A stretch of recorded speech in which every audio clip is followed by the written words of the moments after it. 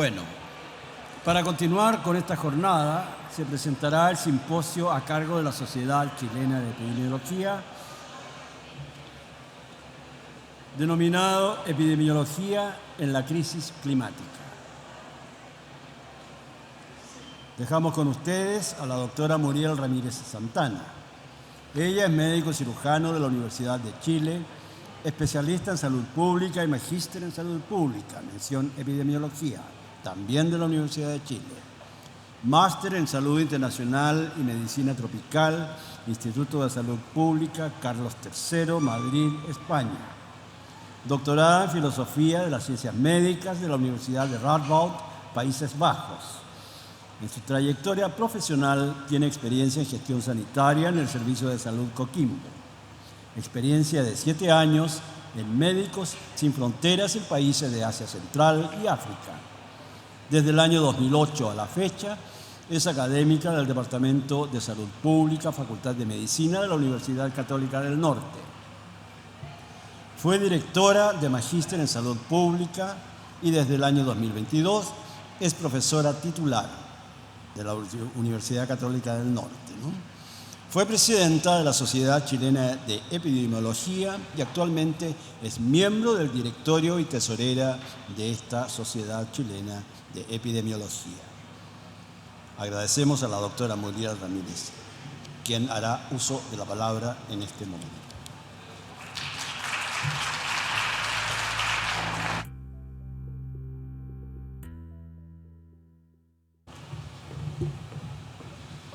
Muy buenos días a todas y a todos, amigos, amigas. Como Sociedad Chilena de Epidemiología queríamos presentar este simposio, que como ya se dijo es Epidemiología en la crisis climática, dado que los efectos del cambio climático tienen en la salud importancia. Como ya vimos en la primera presentación de hoy, no me quiero extender en eso, pero conocemos de que produce aumentos de la mortalidad y de la morbilidad por olas de calor, degrada la calidad del aire, la calidad del agua, el acceso al agua, se expanden enfermedades transmitidas por vectores, tiene impacto sobre la seguridad alimentaria y la nutrición, tiene efectos en la salud mental y en la vulnerabilidad social por producir también migraciones. En esta mañana vamos a tener a 2 expositores. Los voy a presentar primero y después vamos a ver sus exposiciones y después va a haber una ronda de preguntas. Nuestra primera expositora es la doctora Sandra Cortés Arancibia. Ella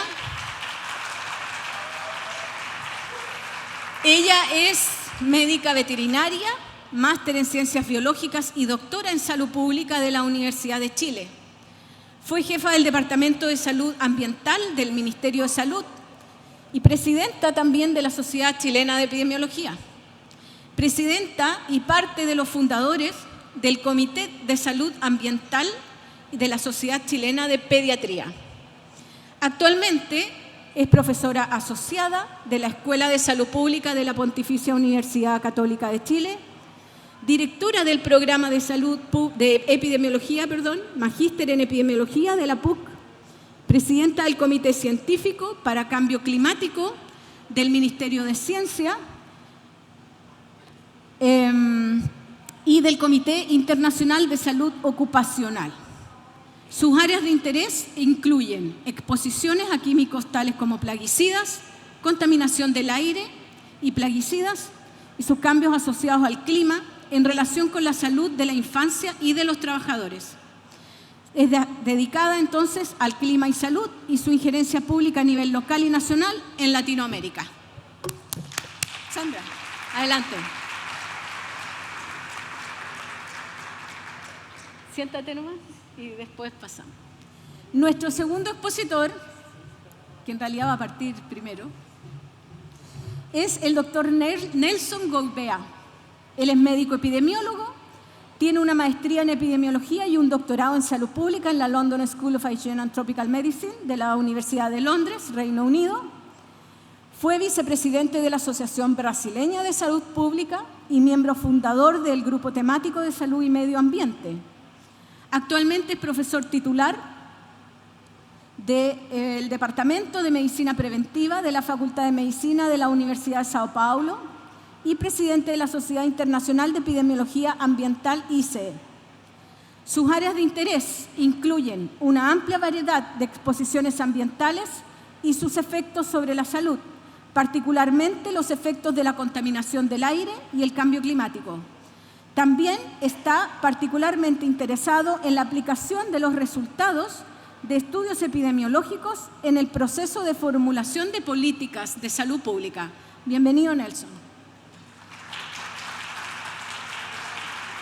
Iniciamos entonces el simposio con la presentación del doctor Nelson Goibea. Sí, te quedas aquí.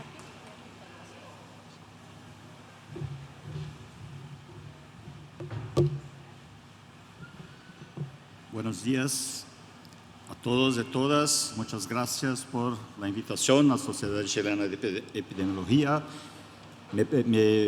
Perdone mi portuñol, pero intentaré lo mejor que puedo. Bueno, déjame ver. Yo voy a hacer una charla bastante en general. Voy a empezar, destacando algunos problemas de salud ambiental, de crisis climática que estamos viviendo en la región. Empezando un poco con los desafíos que tenemos. Algunos de esos desafíos, en verdad, que fueron presentados en la primera presentación de Daniel Bus, de la OPS. Entonces, que yo voy a pasar bastante rápido y entrar un poco en las evidencias, lo que tenemos ya de evidencias y un poco también de acciones. ¿Cuáles son las acciones que podemos hacer para tentar, mitigar, adaptar o evaluar acciones de adaptación o mitigación? Bueno, en términos de desafíos, eso también está mucho claro. Somos uno de los continentes más urbanos del mundo. Cerca de 600 millones de personas en Latinoamérica viven en ciudades. Una urbanización, en verdad, que viene siendo muy rápida y con eso muy poco planeada, trayendo muchos problemas. Por otro lado, somos también un continente que tiene un paisaje muy diverso. Tenemos bastantes ciudades costeras, ciudades muy altas en las montañas, ciudades de tamaños variados. Algunas de las mayores megaciudades del mundo están en Latinoamérica, Ciudad de México, São Paulo. Y claro que cuando hablamos de urbanización de ciudades, estamos hablando también de las ciudades menores, que son también las más importantes y que están creciendo a una tasa, una velocidad mucho grande. Por supuesto, somos también la región más desigual del mundo. Y eso es una característica bastante común en Latinoamérica. Tenemos un nivel de desigualdad en todos los países que es uno de los mayores del mundo y que trae también muchas implicaciones. Y cuando hablamos de crisis climática, tenemos que lembrar que la crisis climática no solo es una crisis de salud, pero también impacta mucho más a aquellos que están más desprotegidos, que son de las camadas más pobres de la población. Y estamos sujetos a diversos riscos climáticos. Algunos de esos son bastante conocidos, los incendios forestales que se pasaron aquí en Chile, por ejemplo. Yo tenía esa foto de un periódico. Esta foto del avión en el aeropuerto en Porto Alegre, totalmente inundada, que aconteceu la grande inundación en Porto Alegre. Olas de calor que están cada vez más frecuentes. 2023 había sido el año más caliente y con más olas de calor. Después, 2024, bateu todos los récords.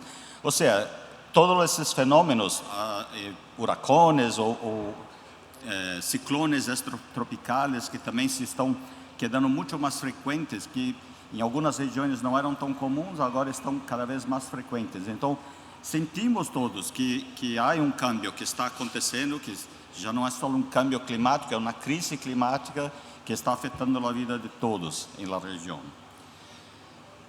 Do ponto de vista de evidências, do que vou falar aqui está bastante relacionado a este projeto proyecto Salurbal Clima. Salurbal es salud urbana en la América Latina.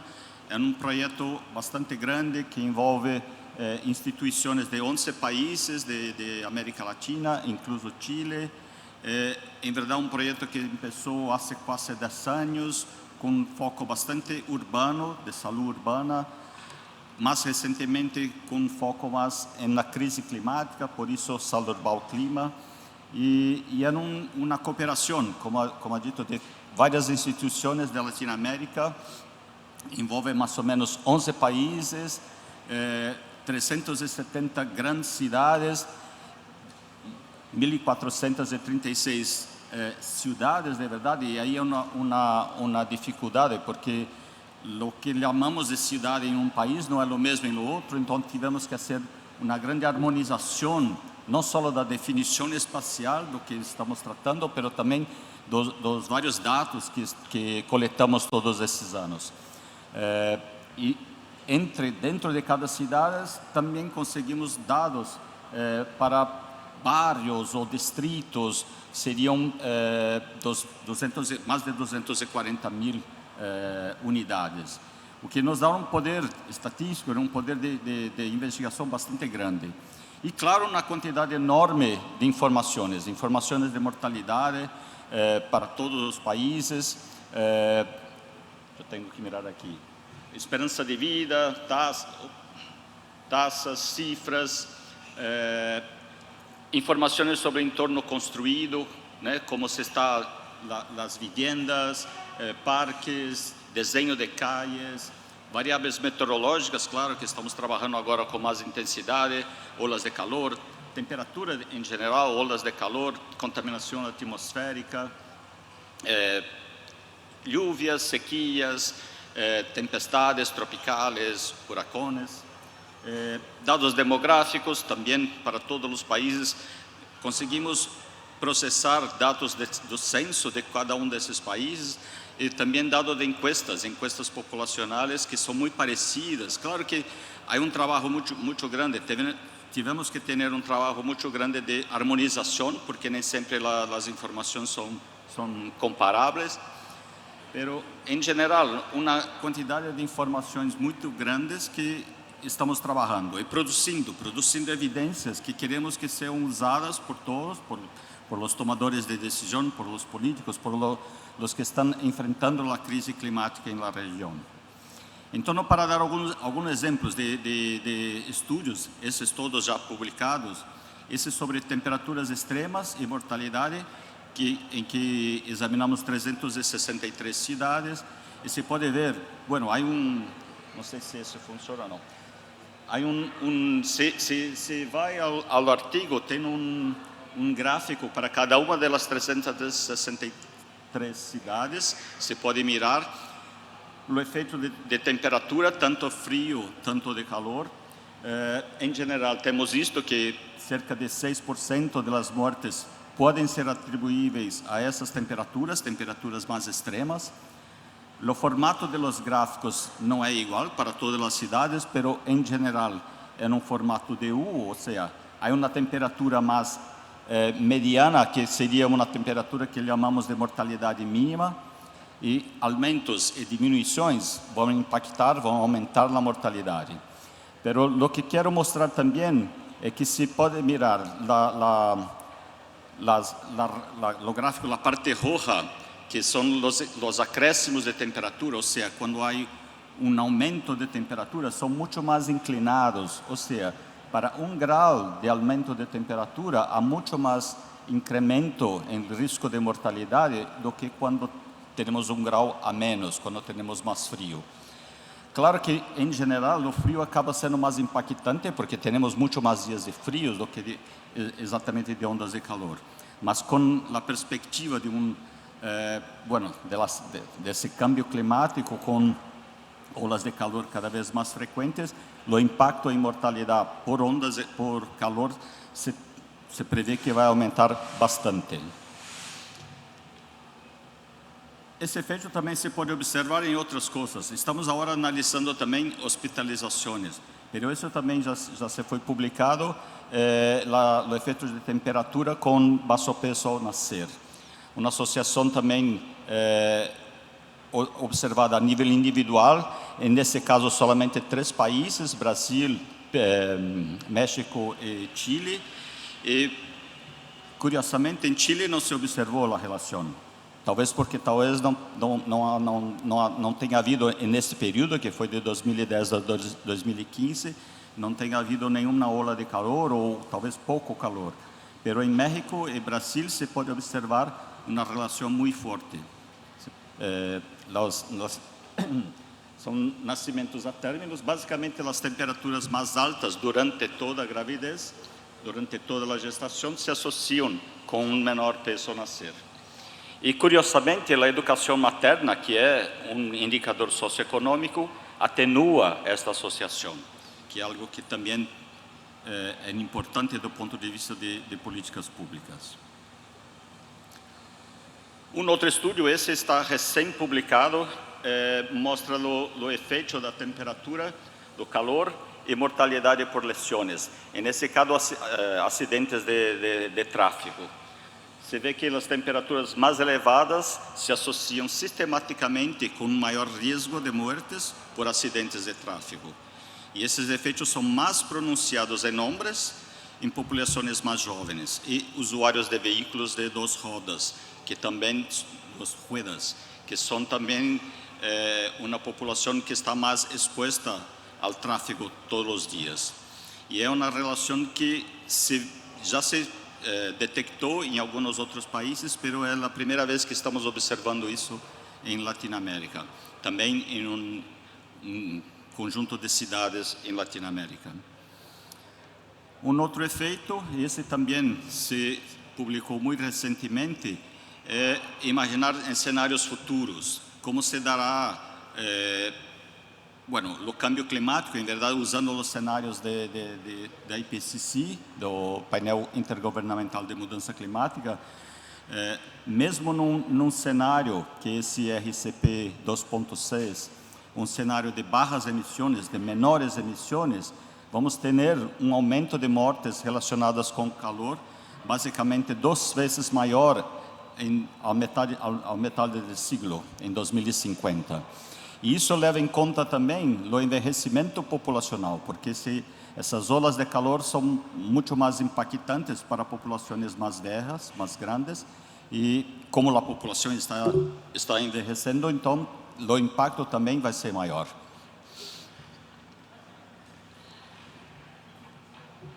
Mudando um pouco de ondas de calor para um outro impacto ambiental, são as inundações, que, como mostrei ao princípio, estão também mais frequentes e de maior magnitude.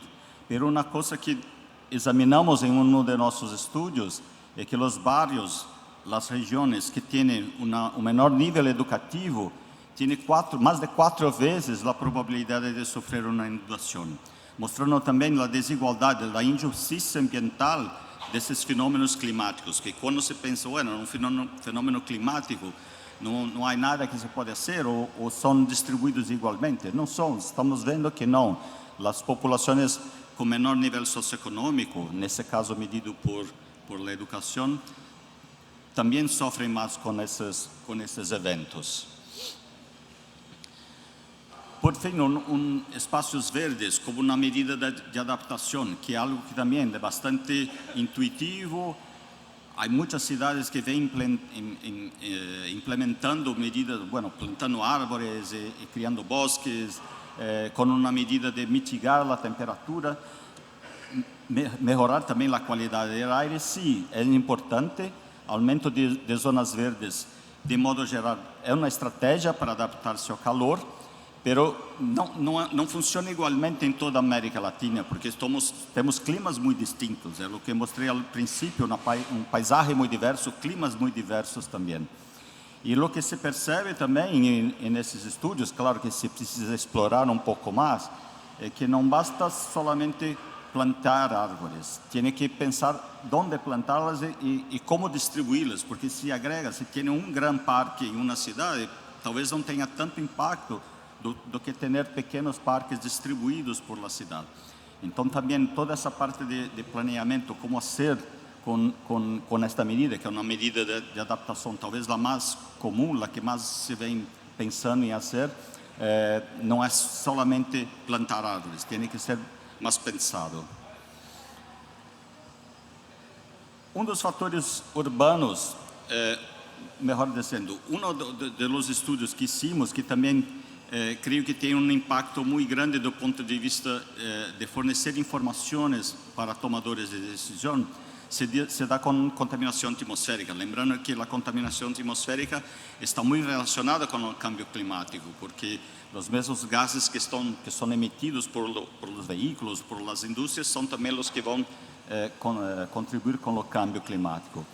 E nesse estudo, com PM2.5 e o outro estudo com NO2, dióxido de nitrogênio, ambos mostraram que há vários fatores da cidade que contribuem para aumentar esses níveis ou, o contrário, que contribuem para diminuir esses níveis, como, por exemplo, ter áreas verdes ou como a própria distribuição das calles na cidade.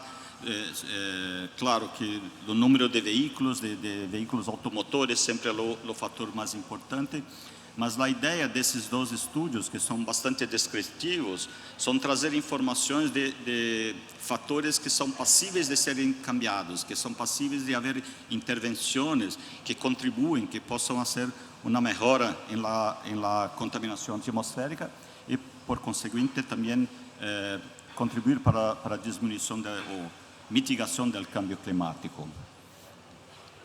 E do ponto de vista de ações, claro, em nosso projeto Solo Urbano, nós não estamos fazendo ações, mas a ideia é pensar, por exemplo, do ponto de vista de queima de combustíveis fósseis, que geram gases poluentes que diretamente causam impacto na saúde.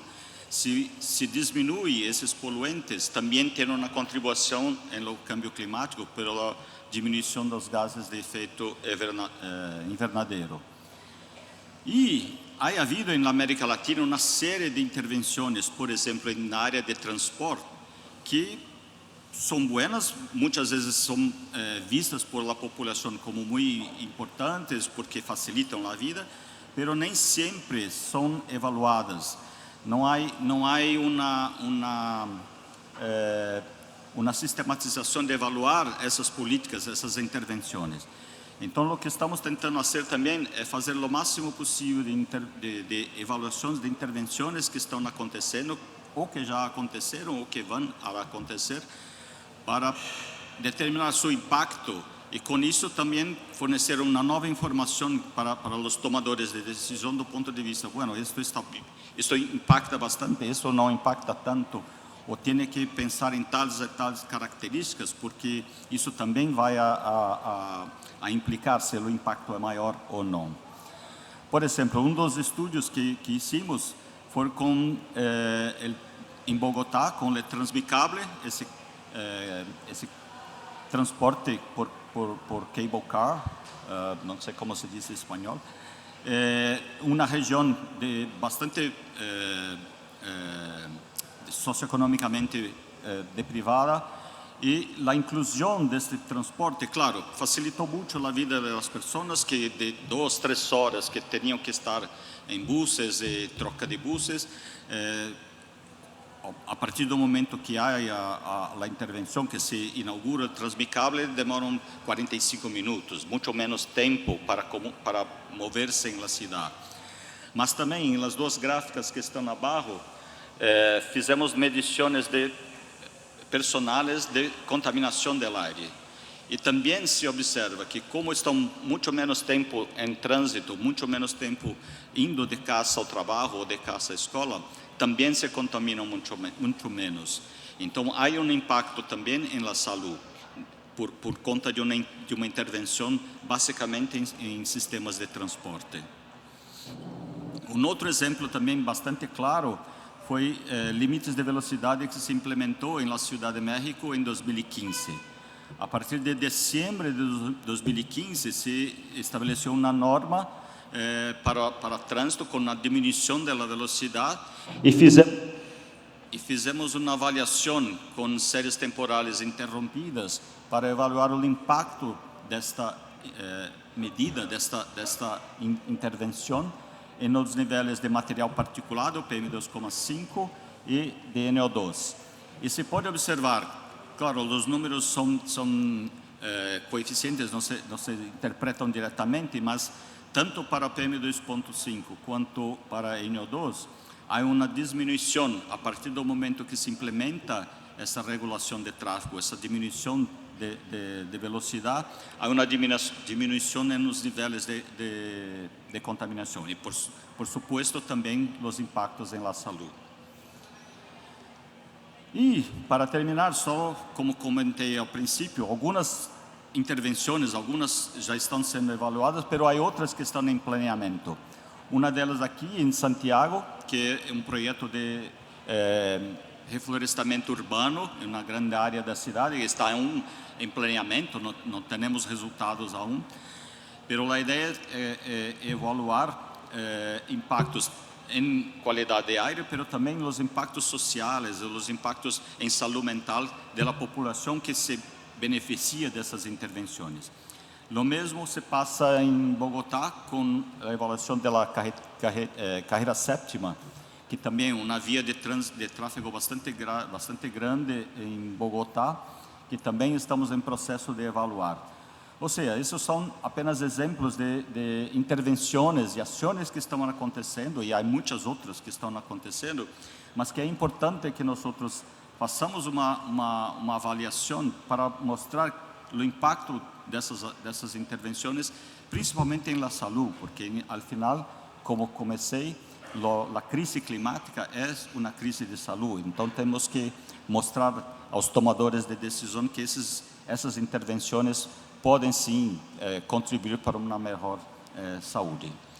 Creio que era isso. Muitas graças a todos e estaremos depois para perguntas.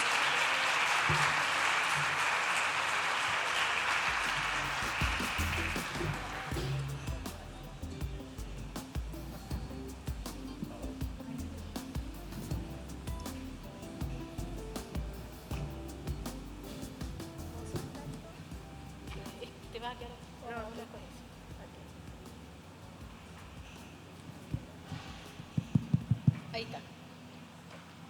Es que necesito... ¿Esto se ve? ¿Ustedes lo ven? ¿El puntero? ¿No? Ya. Bueno, partamos. Ya. Bueno, primero que quisiera agradecer a la Sociedad Chilena de Epidemiología por permitirme estar aquí y presentarles lo que estamos haciendo desde el Comité Científico Asesor de Cambio Climático y sobre todo poder compartir nuestros aprendizajes, especialmente pensando en los salubristas en formación y los epidemiólogos en formación, por la complejidad que esto representa. Estoy aquí en representación del Comité Científico Asesor de Cambio Climático y quisiera un poco comentarles qué es lo que estamos haciendo en estos temas. Pero primero quisiera detenerme en algunas definiciones esenciales porque este es el lenguaje que hay que comenzar a usar desde ahora. Ya estamos frente a esta crisis de salud asociada al clima y es importante que usemos los términos apropiados cuando estamos hablando de clima y salud. Cuando nos levantamos en la mañana temprano, lo que vemos es el estado del tiempo, ¿cierto? Decía para Valpo, nublado, fresco. Eso tiene una escala temporal de un par de horas, tal vez un día y medio, y tiene una unidad territorial específica que es esta comuna, ¿cierto? Pero cuando hablamos de fluctuaciones del clima en escalas un poco más amplias y temporalmente y territorialmente un poco más amplias que el estado del tiempo, hablamos de la variabilidad climática. Y esta variabilidad climática está demostrado, ¿cierto?, que tiene un componente interno, ¿cierto?, que es lo propio que ocurre con el clima, pero también tiene una variabilidad externa que se debe a la acción antrópica, es decir, lo que nosotros como especie hemos realizado especialmente desde el año 50 en adelante, que es cuando lo que llamamos el antropoceno. Y hablamos de clima cuando estamos estudiando entonces las condiciones de la atmósfera en un lugar o en un territorio dado por un periodo mayor a 30 años. Y eso es la normalidad climatológica. Entonces es importante ver en qué escala territorial y temporal estamos intentando acercarnos a nuestros problemas de salud, considerando entonces que este cambio del clima puede deberse directa o indirectamente a la acción humana y necesitamos entonces para poder comparar los cambios respecto al clima, debemos comparar, ojalá, periodos de más de 3 décadas, lo que hace 30 años. Cuando hablamos de adaptación, hablamos de este proceso de ajuste al clima. Y lo que busca la adaptación en sí es moderar o evitar los daños, o bien aprovechar las oportunidades que se nos presentan. No solo hay que pensar en la adaptación como en la contención del daño, porque está ocurriendo, por ejemplo, que lugares como Temuco han cambiado sus condiciones meteorológicas que permiten, por ejemplo, el desarrollo de la viticultura, ¿no? Entonces ahí hay un cambio que pudiera ser beneficioso. Mitigación es un término que da cuenta de solo acciones humanas, acción humana destinada a reducir las emisiones, pero también a cómo mejoramos la captura de las emisiones de gases de efecto invernadero. Entonces, todo lo que nosotros hagamos como acciones de mitigación en protección de humedales, en protección de los bosques, en la protección de los bosques de algas, en las turberas, está orientado a mejorar la captura y, por lo tanto, es una medida de mitigación. Pero también, por cierto, las mejoras energéticas, las mejoras en los procesos, etcétera. Cuando hablamos de clima en las comunidades, se nos presenta esta ecuación, ¿cierto? Se recuerdan, esta es una función integral, ¿cierto? Una integral que combina las amenazas, la exposición y la vulnerabilidad. ¿A qué le llamamos amenaza? A los peligros asociados al clima. A los peligros que pueden ser, entonces dijimos, por causa humana o causa natural, pero que ocurren en una comunidad, en un territorio específico y que se vincula fuertemente con las condiciones de vulnerabilidad y con las condiciones de exposición. Un poco lo que el proceso, además, por cierto, es un proceso complejo, multinivel, multivariable, ¿cierto? Porque además están todos los procesos socioeconómicos que pueden modificar las trayectorias de las personas, están nuestras medidas de adaptación y mitigación y está también la gobernanza. Es decir, si nosotros miramos este problema como un problema complejo en donde se produce el traslape de estas 3 dimensiones, claramente hay un desafío metodológico que tenemos que comenzar a abordar. Hablamos de la exposición al clima o a las variaciones climáticas cuando estamos cuantificando el nivel de exposición que tiene un grupo de personas, ¿no? Y esto, por cierto, está condicionado, como cualquier exposición, al lugar, a las condiciones socioeconómicas y al comportamiento. Y hablamos de la vulnerabilidad cuando podemos cuantificar el grado en que las personas y los sistemas pueden o no superar los efectos adversos del clima. Otra definición importante que se usa mucho es la resiliencia, que es esta capacidad de afrontar el suceso, el evento que haya ocurrido, pero que implica además que ese sistema sea un sistema social, económico, ambiental, ecológico, pueda perturbarse, pero también tengamos que responder o reorganizarse de manera que mantenga su función esencial, su identidad y su estructura. Y esta definición es importante porque hablamos a cada rato de resiliencia del sistema de salud y esto quiere decir qué acciones tenemos que hacer para que el sistema de salud, pase lo que pase, no deje de funcionar, no pierda su estructura, no pierda su identidad y sea capaz de transformarse continuamente. Y eso en sí mismo ya es un proceso interesante. Voy a mostrar un poco de evidencia en Chile, un poco para que vayamos viendo como los gaps, ¿no?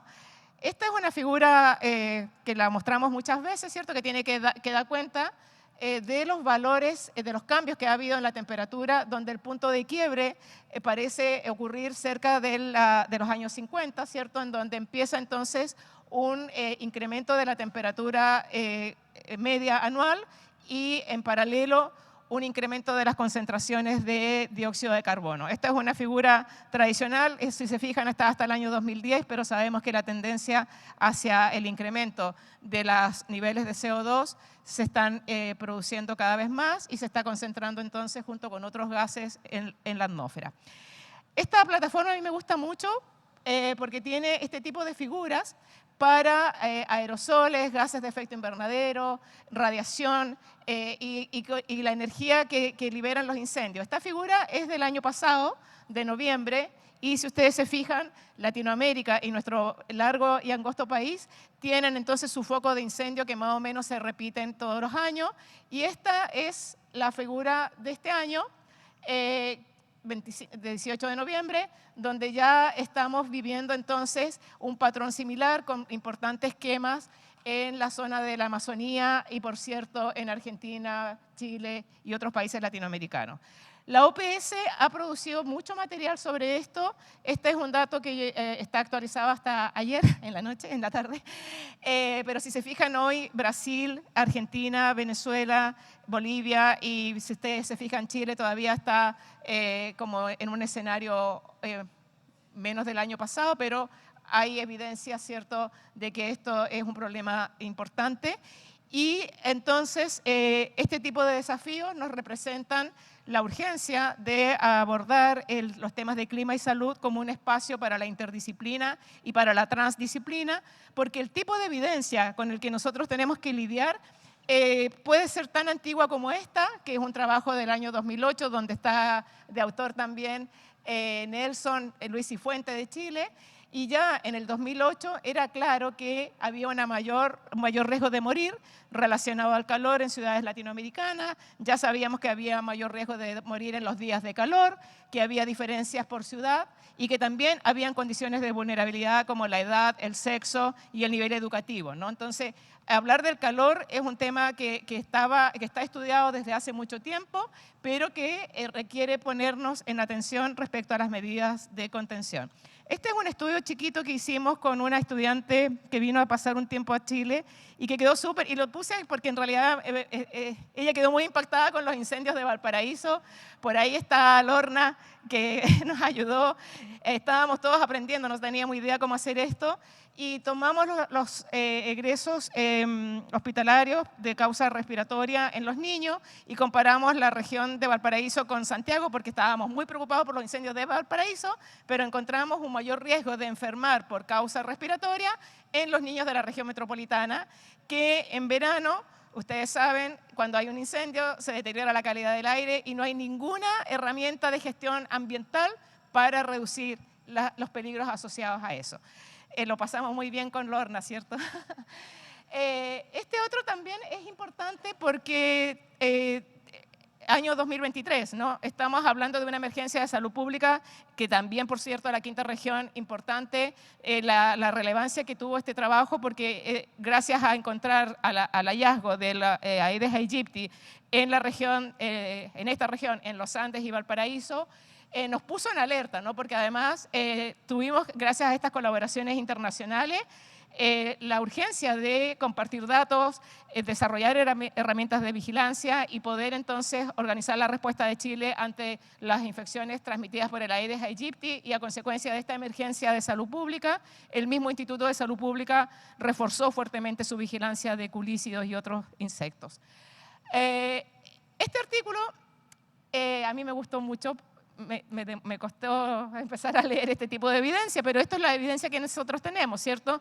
Una disminución rápida de la nieve en los Andes extratropicales, aquí en la zona central de Chile, una reducción casi del 20% por década de la cobertura de nieve, y no sabemos muy bien cuál va a ser el impacto, cuál es el impacto de esto, por ejemplo, en el menor suministro de agua para abastecer los domicilios o para la agricultura o para la energía. No hay ninguna posibilidad que termine en 5 minutos. Y este otro, no, porque me queda mucho. Este otro me parece también muy interesante porque aquí tenemos las implicancias para la agricultura, ¿cierto? Por el mayor número de días secos en la zona central de Chile y cómo vamos a responder ante eso, ¿no? ¿Por qué? Porque los desafíos son de este tipo. Nosotros tenemos que empezar a reconocer y poner en valor esta intersección que hay entre la salud humana, la salud animal, la salud del ambiente y sobre todo lo que la naturaleza nos aporta, no solo desde el agua, los alimentos, la nutrición, sino que también en las dimensiones físicas y mentales de la salud, porque esto es un tema que ya en los Objetivos del Desarrollo Sostenible y en todas las reuniones internacionales sobre biodiversidad ha logrado relevarse, y el último encuentro en Colombia sobre biodiversidad y clima puso sobre la mesa el tema de la salud. Esto ya lo vieron, solo destacar que tenemos que considerar entre la vulnerabilidad las condiciones de pobreza, especialmente la inequidad y especialmente los temas de contaminación del aire en Chile, con la sobrecarga de los sistemas de salud, ¿no? Porque finalmente, en la medida en que nosotros podamos controlar estos factores de vulnerabilidad y podamos abordar algunos peligros como la contaminación del aire, ya sabemos que la carga de salud se reduce en un 20-25%, y eso seguro que tiene algún impacto en las listas de espera que nunca estamos midiendo. En este país, ¿cierto?, que depende de actividades productivas extractivistas, ¿cierto?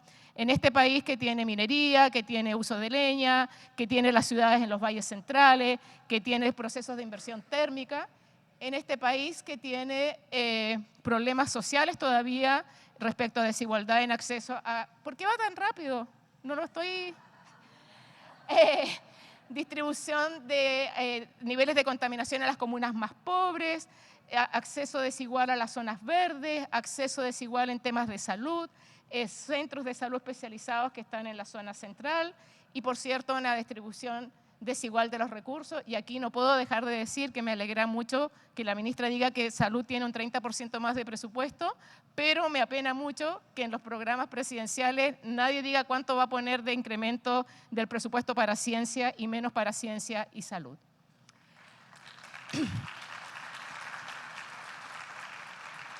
Gracias. Esto ya lo saben, tenemos además nuestras comunidades con alta carga de enfermedades crónicas, la contaminación del aire es el principal problema de salud ambiental de Chile, y si nos ponemos conformistas, estamos regios porque estamos como en esta línea, entonces en la zona centro de sur tiene problema de contaminación del aire, pero si tomamos las recomendaciones de la OMS, la contaminación del aire es un problema importante, prácticamente en el 90% del país, con la norma, con la recomendación del 2015, pero si tomamos en consideración la recomendación de la OMS del 2025, estamos aquí, mal. Entonces, ahí tenemos una urgencia. En este país, que tiene 7 condiciones de vulnerabilidad del cambio climático, según lo que reconoce la Convención Marco de Cambio Climático de Naciones Unidas, áreas costeras, zonas áridas, zonas con cobertura forestal, desastres naturales, contaminación del aire, las tenemos todas. Lo único que nos falta es como una economía basada en recursos naturales o algo así. Siempre se me olvida. Lo real en Chile, tenemos incremento de las olas de calor con impactos en el número de días a los que se exponen los niños menores de 1 año y los mayores de 65 años. Perdemos días laborales debido a la exposición al calor. Tenemos una parte importante del país sujeto a sequías extremas.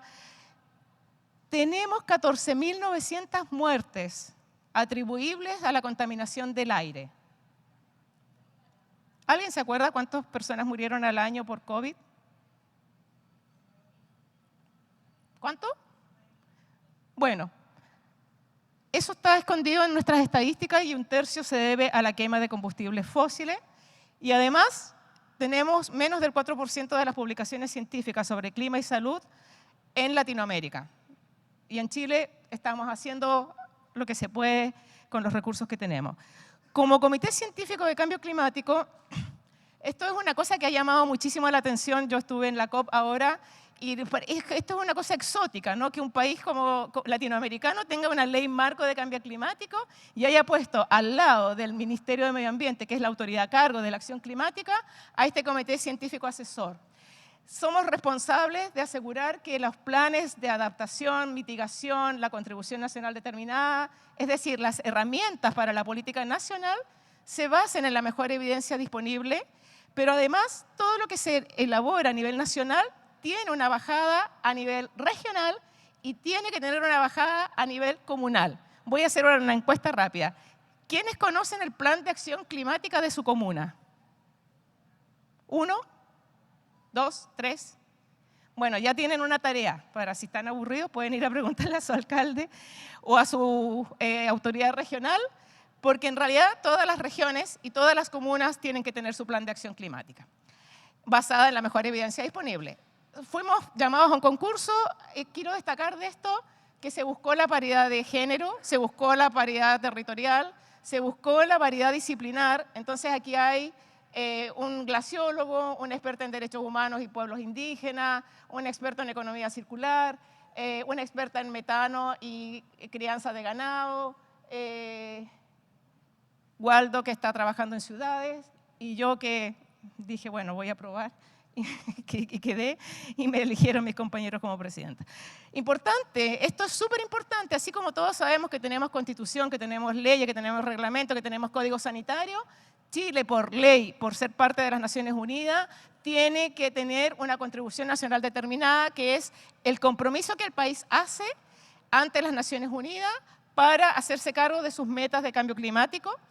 Y esto tiene que ver con las acciones de adaptación, mitigación, pero Chile ya en la primera versión dijo necesitamos elementos integradores. Cómo se vinculan los océanos o la salud de los océanos con la salud de las comunidades que están al lado, cómo mejoramos la economía circular, cómo fortalecemos la protección de los bosques y turberas. Pero además Chile fue innovador porque puso en la primera NDC un pilar social y ese pilar social nos obliga a mirar las condiciones sociales que debemos trabajar para reducir la vulnerabilidad bajo una perspectiva del desarrollo sostenible.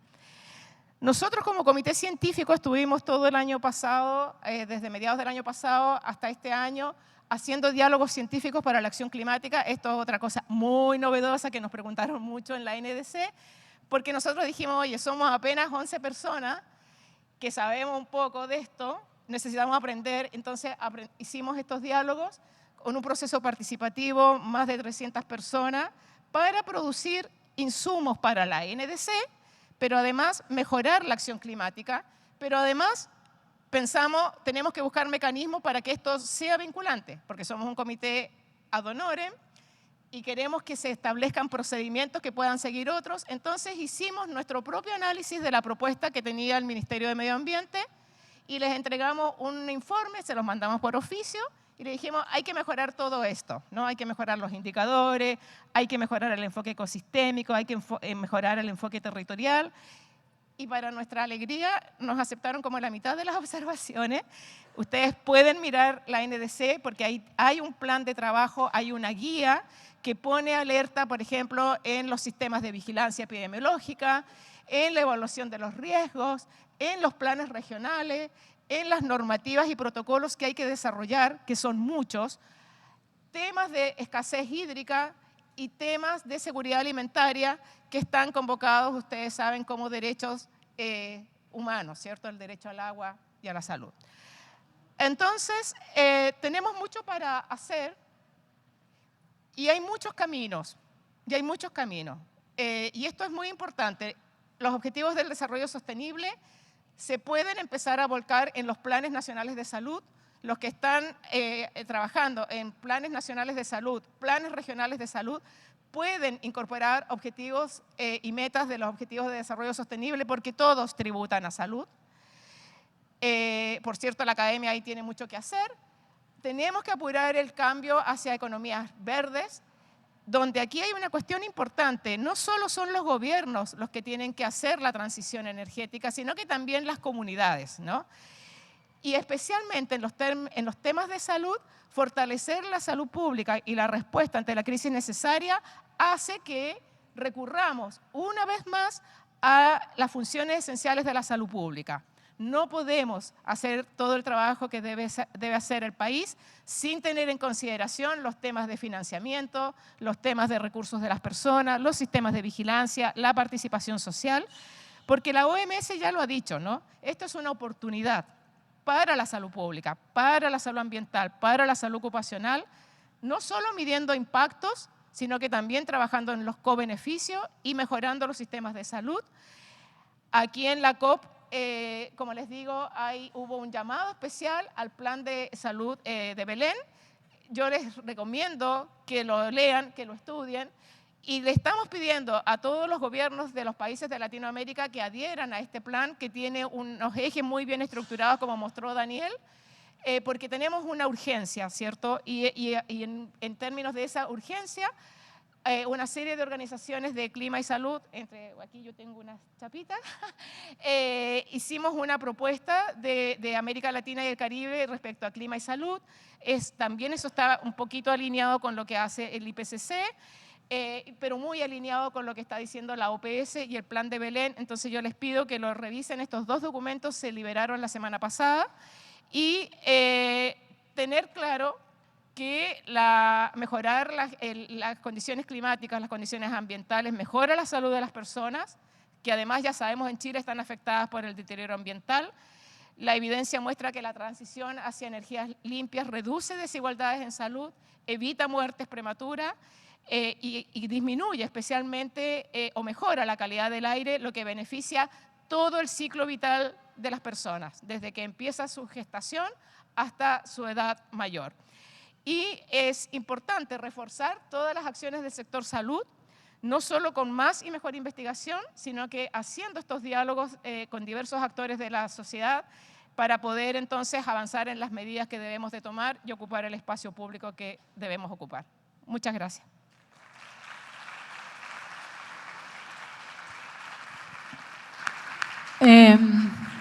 Muchas gracias, Sandra y Nelson.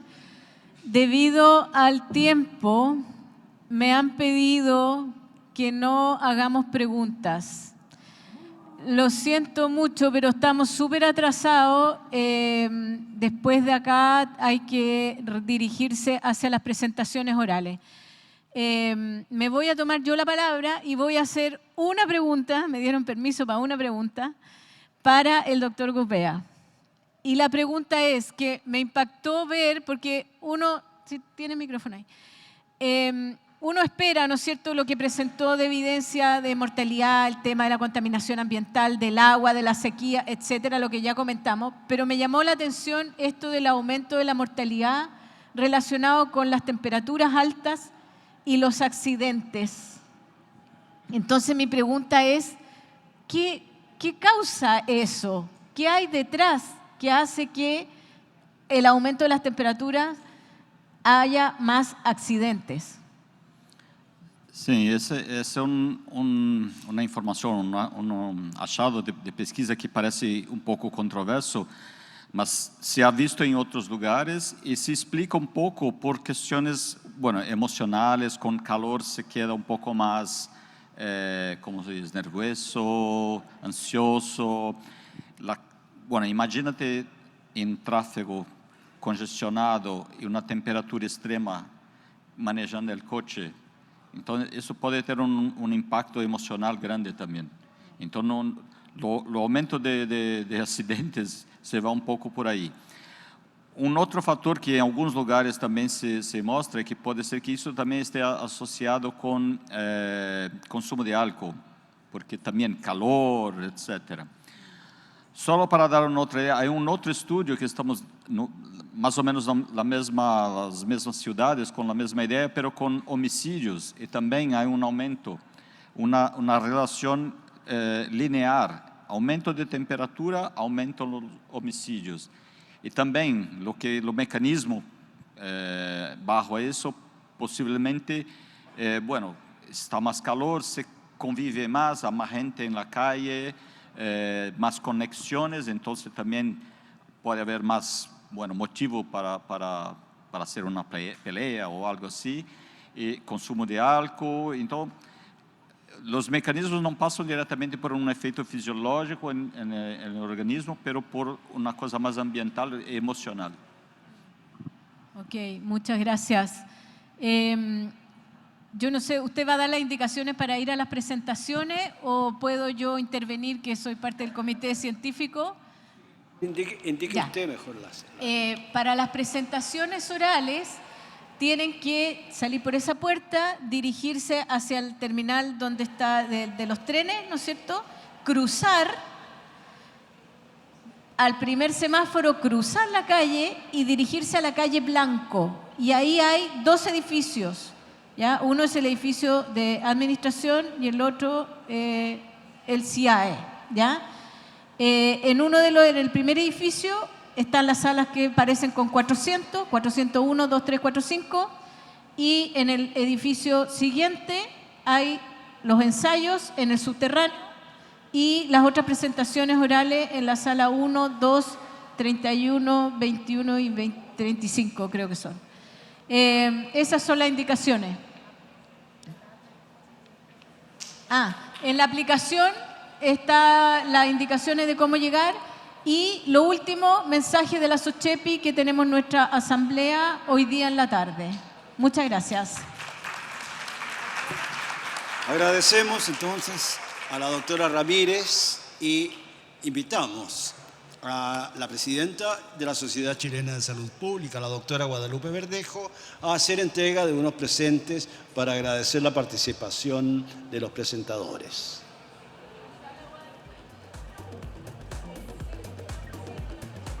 Don Sergio Muñoz mejor va a hacer la entrega. Adelante.